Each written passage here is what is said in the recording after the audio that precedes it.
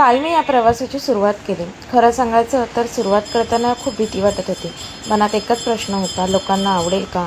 Views येतील का? की पुन्हा एकदा निराशाच होईल?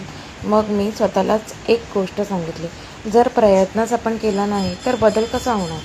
आजही माझा दिवस नेहमीसारखा सुरू झाला.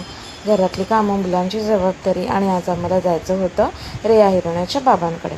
स्वयंपाक वगैरे सगळं आवरल्यानंतर मी थोडासा माझ्यासाठी सुद्धा वेळ काढला. कारण मला माहिती आहे, मोठी स्वप्न पूर्ण करण्यासाठी मोठ्या सुरुवातीची गरज अजिबात नसते. गरज असते ते एक रोज छोटं पाऊल पुढे टाकण्याची. त्यातूनच आपण शिकतो, धडपडतो आणि अजून नवीन करण्याची आपल्यामध्ये उमेद येते.